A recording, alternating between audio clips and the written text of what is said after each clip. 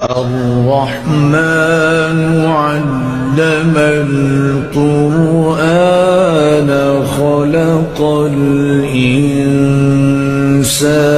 علمه البيان